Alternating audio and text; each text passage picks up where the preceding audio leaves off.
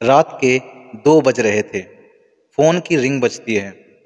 26 साल का आनंद नींद से जाग बड़ा खुश होकर फ़ोन को रिसीव करता है। खुश इसलिए होता है क्योंकि उसकी नई-नई गर्लफ्रेंड बिना टाइम देखे कभी भी उसको फ़ोन कर देती है। माँ की आवाज़ सुनते ही आनंद के चेहरे के एक्सप्रेशन बदल जाते हैं। वो गुस्से में बोलता है, "माँ, तुझे समझ नहीं आता क्या? इतनी सी बात के लिए मेरी नींद खराब कर दी। यह बात तो तू मुझे सुबह भी बोल सकती थी।"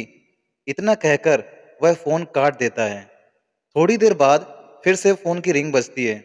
आनंद फिर से फ़ोन उठाता है और इस बार फ़ोन पर पापा होते हैं। आनंद इस बार आराम से बात करता है। "थैंक यू पापा, आपने मुझे बर्थडे विश करने के लिए फ़ोन किया, वो भी इतनी रात को।" पापा कहते हैं, "नहीं बेटा, मैंने तुम्हें मुबारकबाद देने के लिए नहीं, बल्कि ये बताने के लिए फ़ोन किया है कि तुम्हारी माँ बिल्कुल पागल है। वो इतनी पागल है कि पिछले 1 महीने से मुझे हर दिन तेरा बर्थडे याद दिलाते आ रही है।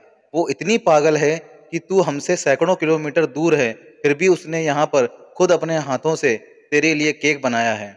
ऊपर से ये ज़िद करके बैठी है कि जब तक तुझे विश नहीं कर देती, तब तक ना खुद खाना खाएगी, ना मुझे खाने देगी।" आनंद सब ध्यान से सुन रहा था और उसे ये महसूस भी हो रहा था कि उसने अपनी माँ को फॉर ग्रांटेड ले लिया था।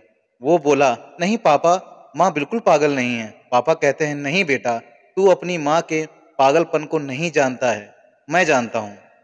वह तो 26 साल पहले ही पागल हो गई थी, जब डॉक्टर ने उसे कहा था, या तो हम बच्चे को बचा सकते हैं या आपको। उसने बिना 1 सेकंड भी सोचे बच्चे को बचाने का फैसला ले लिया और मुझे भी कसम देकर उस फॉर्म पर साइन करने के लिए मना लिया था, जिस पर लिखा था उसकी ज़िंदगी इस ऑपरेशन से खतरे में है और अगर उसे कुछ होता है तो उसके ज़िम्मेदार डॉक्टर नहीं होंगे। अब तू ही बता, बिना तुझे देखे जो औरत तेरे लिए मरने को तैयार हो जाए, उसे हम पागल नहीं कहेंगे तो क्या कहेंगे?" इतना कहकर पापा ने भी फ़ोन रख दिया।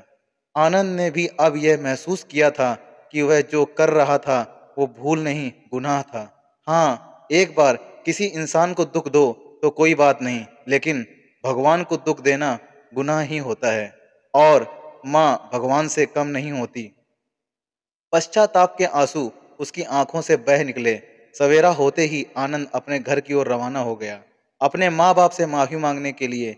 घर पहुंचते ही उसने पहले माँ से माफ़ी मांगी, जिसने उसे गले से लगा लिया।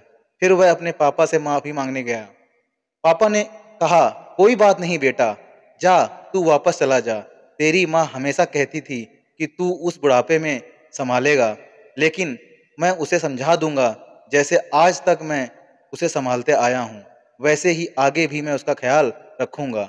उसे भी ये समझ लेना चाहिए, जो बेटा उसके एक फ़ोन करने से परेशान हो जाए, वह उसे उम्र भर क्या संभालेगा।"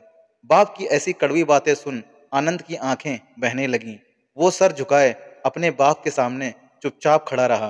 अपने बेटे को परेशान देख माँ आगे आती है और पापा को कहती है, "जाने दीजिए, माफ़ कर दीजिए, हमारा ही बेटा है।" माँ की ममता का मोल ना कोई लगा पाया था, ना कोई लगा पाया है।